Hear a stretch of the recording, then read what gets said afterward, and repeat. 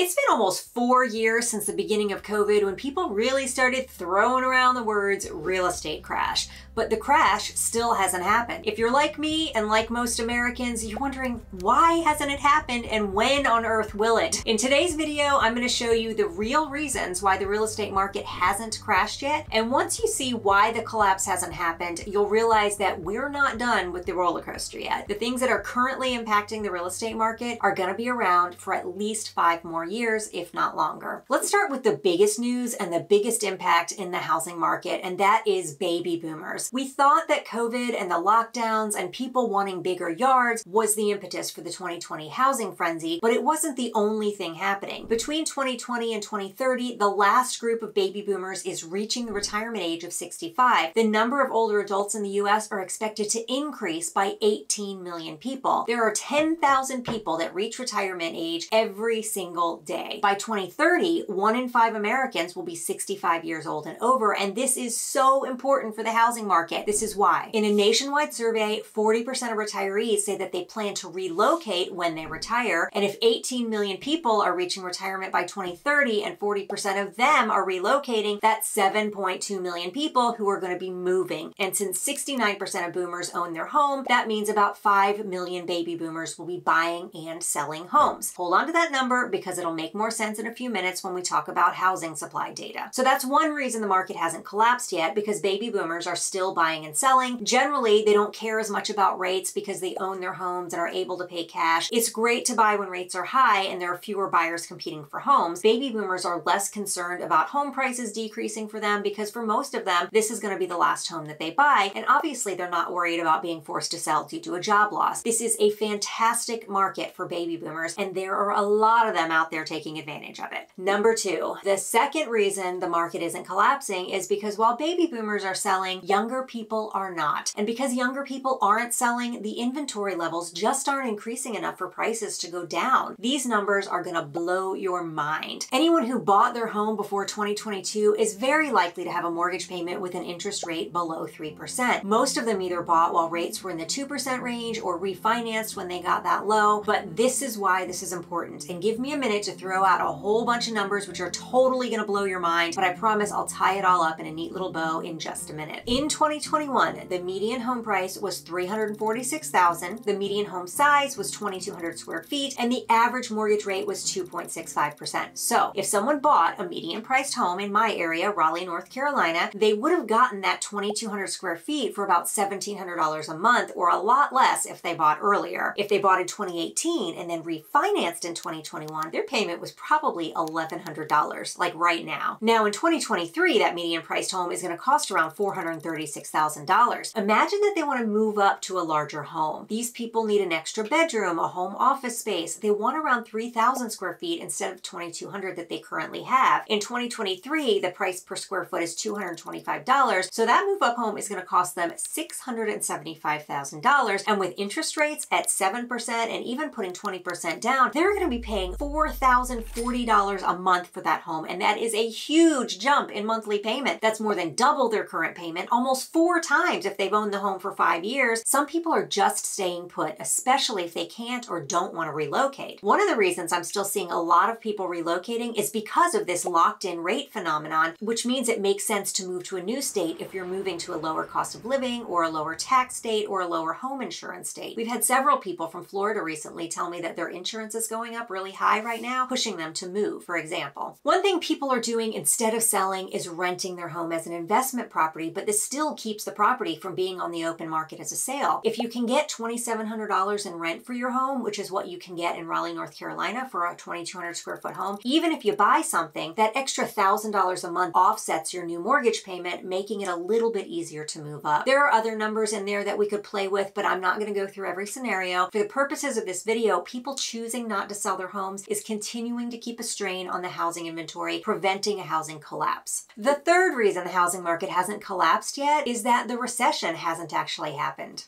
yet. Lots of people were saying there would be a soft landing. What they meant by this was that the Fed would raise the interest rates, taking the pressure off of companies trying to grow and hire new employees, decreasing the competition that was causing inflation. Here's what you need to know. A stable and healthy economy has an unemployment rate between 3 and 5%. In the 2008 recession, unemployment peaked right around 10%. Right now, it sits at 3.7%. And here's something that you might not have heard. Unemployment can actually be too low. There are always people between jobs or taking planned absences from the workforce by choice. This is totally normal. When unemployment is too low, there are fewer people with the skills available to do the jobs that need doing. Have you ever had an experience lately where you need service from a company, but the person on the phone or in the store can't actually help you solve your problem? This is a symptom of low unemployment. Companies might hire people without the skill set to do the job properly simply because they have customers who need help and someone answering the phone is better than no one. However, these employees might not have the skills, the training, or the intellect to help you. This is what happens when we have low unemployment. Low unemployment can also be a direct cause of inflation because companies compete against each other to hire the employees who do have the skills to do the job. As of May 2023, tech companies had laid off 150,000 employees just this year. This is the kind of thing some YouTubers used to get people worked up and thinking the economy's crashing. What they don't tell you is that 79% of people laid off in the tech industry had a new role within 3 months because tech is one of those industries where unemployment rates are way too low. As of May 2023, the tech unemployment rate is just 2%, almost half the unemployment rate of all other fields. The average tech salary in the US is nearly double the average salary for all other fields, and yet the unemployment rate is astronomically low and more jobs are being created in the field. This problem is only getting worse. Remember, you don't have to work for a tech company to be in tech. Just about every business in the US needs tech employees. Hospitals need techies, schools need techies. It's not just IBM, Cisco, and Silicon Valley. We need people with these skills just like we need good plumbers and electricians. We all need them. Look, I don't know what's going to happen in the economy. I really don't. But I do know that if you look at the unemployment rates historically, you see that before 2008, rates were hovering just under 5% unemployment. And in the same way we're experiencing an unprecedented lack of housing inventory, we are also experiencing an unprecedented lack of labor in the workforce. This simply has never happened before. A recession that resulted in massive layoffs could certainly trigger a housing market meltdown, but the economic downturn just hasn't produced those massive layoffs,